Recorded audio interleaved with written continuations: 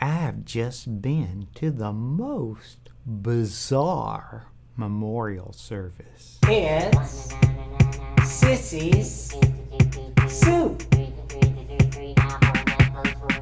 Well, I have this good friend named Michael, and his daddy died.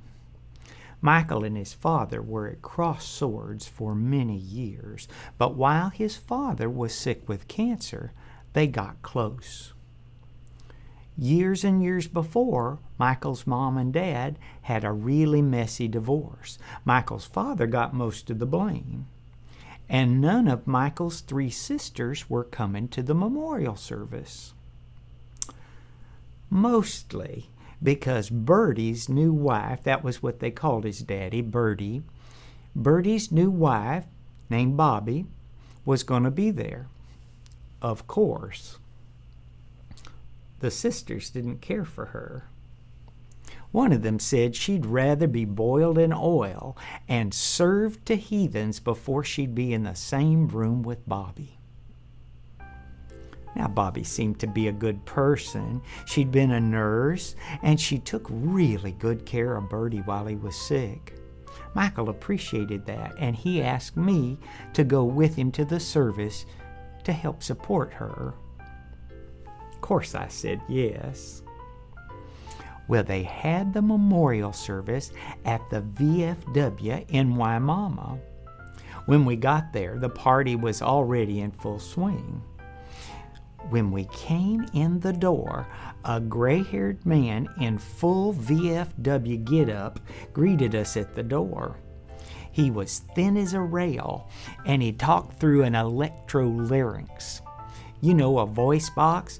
So he sounded like a robot. He also smelled like a carton of cheap cigarettes, which was disturbing. Well, I guess it was his job to greet Michael and myself and get us settled in. He was very friendly, and he took us right over to Bobby. Bobby had already been drinking. For quite a while, it seemed like. She was pretty tipsy. You might say 3 sheets to the wind. Plastered. Stewed. Bombed. The girl was drunk. Now, they'd made her a money tree, and she was standing right there by it, thanking people while they pinned money to it. Well, the man took us up to her, and she hugged both of us real hard. I'd never seen her before in my life. And she was slobbering all over us. She was a mess, and she had this little piece of drool that was hanging off her chin. It like to drove me crazy. I just couldn't quit looking at it. I wanted to get a Kleenex and wipe her face like she was a little girl. Well, she and Michael were talking, and so I got a chance to look around the room. Tree-hugging pacifist that I am, I'd never been in a VFW. It was a big room with tables all around the perimeter. People had brought food, tons of it. The tables were covered with food. In the front of the room was a country band set up, and they were noodling around on their guitars, waiting for things to get started, I guess. They had set up 4 6-foot tables facing the band, and those were reserved for the family. Besides the tables for the food, those were the only tables. They didn't have chairs for anybody else but us. So the rest of them had to stand up. Well, Bobby had a friend with her, and Michael and I, the 4 of us, we went and sat down at those 4 tables. We kind of spread ourselves out a little bit so it wouldn't look too ridiculous. That was all the family that was going to show up. So we had all this space, and nobody else would sit down with us. Crazy barely scratches the surface. Well, then, they started the service. I don't think Andy Warhol could have planned anything stranger. There were probably 60 people standing up and 4 of us sitting down. Michael and I just kept giving each other the side eye, but we couldn't say anything. Well, somebody officiated. I'm sure I couldn't say who.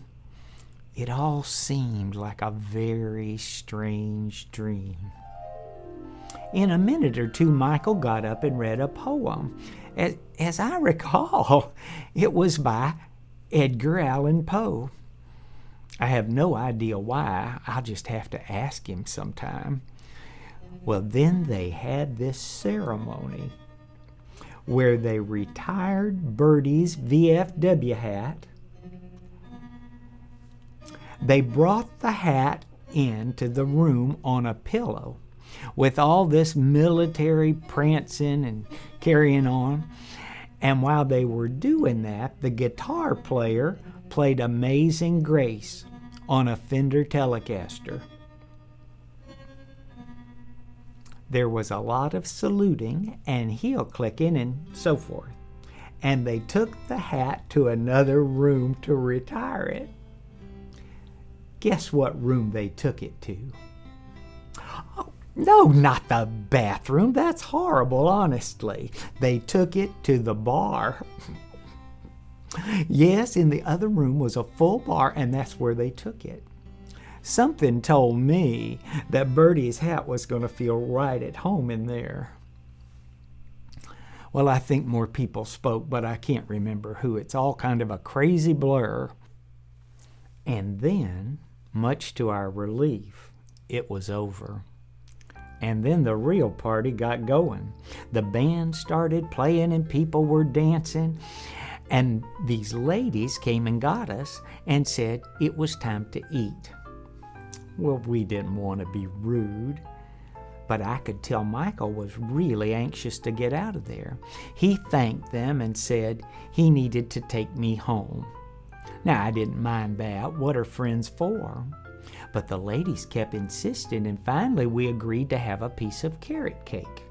This one lady said it was her specialty, and we just had to try it. So they brought us each a piece. We both took a bite. You'll never believe this. It was salty. Salty. And not just a little salty either. Now, I don't know if she got her sugar and salt mixed up. I couldn't say. But we didn't know what to do. We didn't want to be rude to these nice people. So I got an idea. I pretended like my phone went off, and I pulled it out and looked at it and said, "Oh my goodness, I've got to get home." Well, they made us take the cake with us, and we headed out. We hightailed it out of there, threw the cake in a trash can outside, and went and got in the car.